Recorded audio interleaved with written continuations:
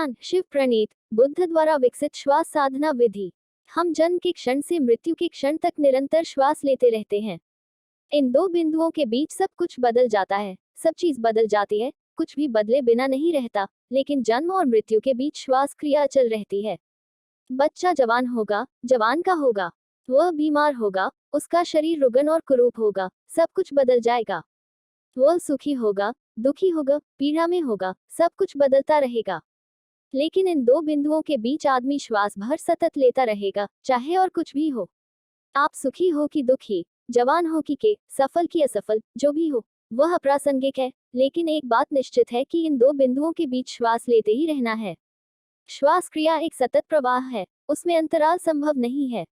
अगर आप एक क्षण के लिए भी श्वास लेना भूल जाओ तो समाप्त हो जाओगे।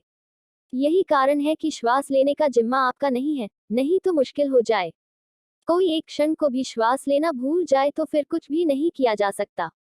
इसलिए यथार्थ में आप श्वास नहीं लेते हो, क्योंकि उसमें आपकी जरूरत नहीं है।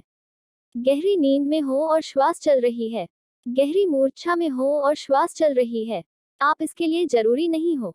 आपकी भूमिका नहीं होने बावजूद श्वास क्रिया जारी रहती है। श्वसन आपके व्यक्तित्व का एक अचल तत्व है, ये पहली बात हुई। दूसरी बात कि वह जीवन के लिए अत्यंत आवश्यक और आधारभूत है। श्वास के बिना जीवित नहीं रह सकते, इसलिए श्वास और जीवन पर्यायवाची हो गए हैं।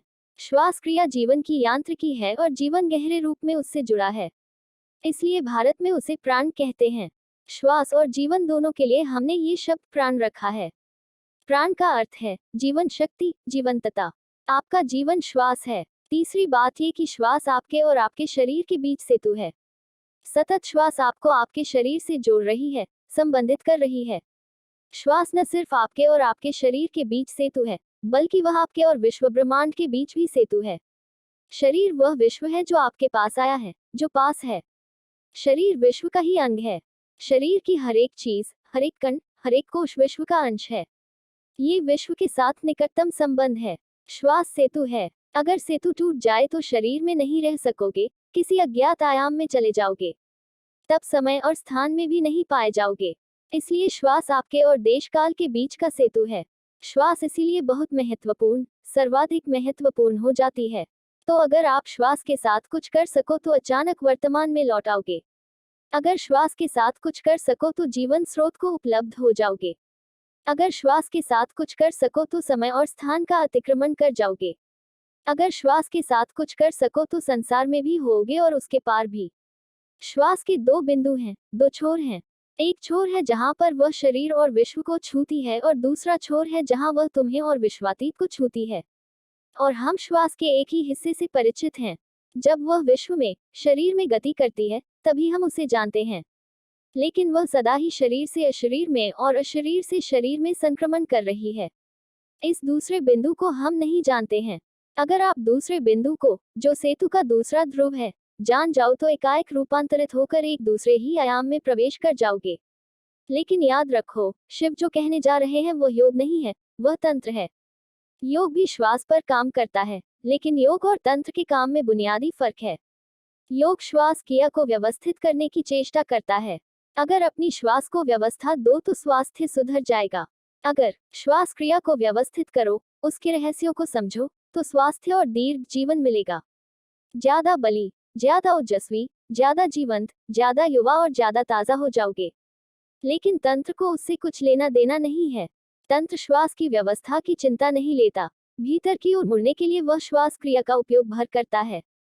तंत्र में साधक को किसी विशेष ढंग की श्वास का अभ्यास नहीं करना है, कोई विशेष प्राणायाम नहीं साधना है, प्राण को लयबद्ध नहीं बनाना है, बस उसके कुछ विशेष बिंदुओं के प्रति बोधपूर्ण रहना है। श्वास प्रश्वास के कुछ बिंदु हैं जिन्हें हम नहीं जानते।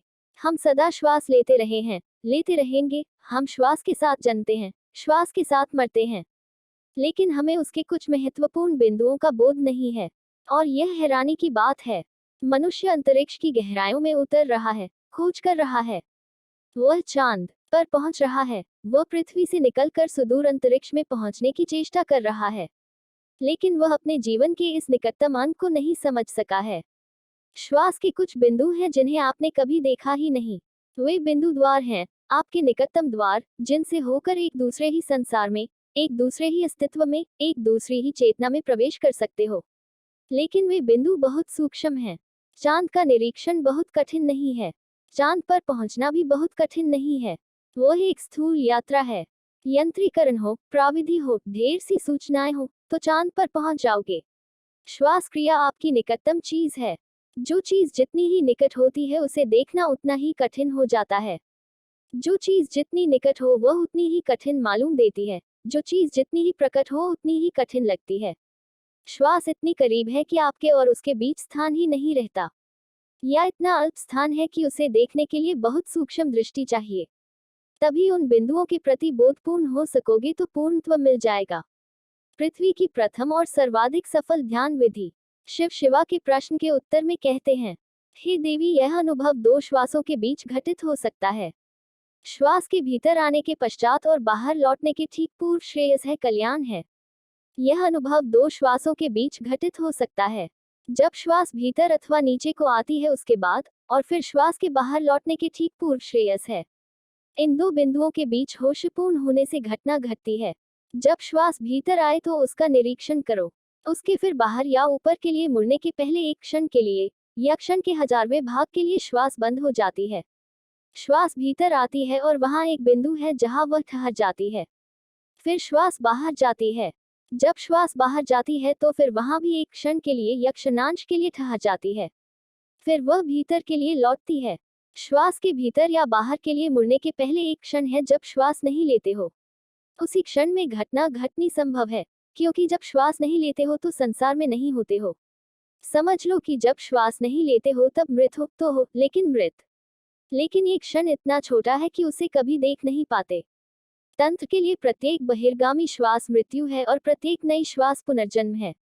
भीतर आने वाली श्वास पुनर्जन्म है, बाहर जाने वाली श्वास मृत्यु है। बाहर जाने वाली श्वास मृत्यु का पर्याय है, अंदर आने वाली जीवन का।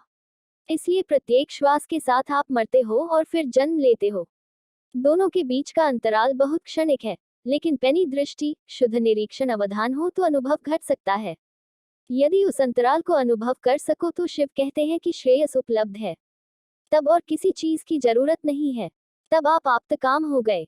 जान लिया, घटना घट गई। श्वास को प्रशिक्षित नहीं करना है। वह जैसी है उसे वैसी ही रहने दो।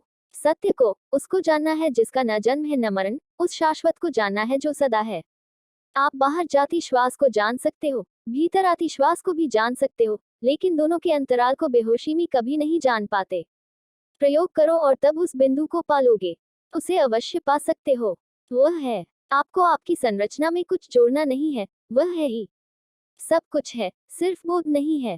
कैसे प्रयोग करें? पहले भीतर आने वाली श्वास के प्रति होशपूर्ण बनो।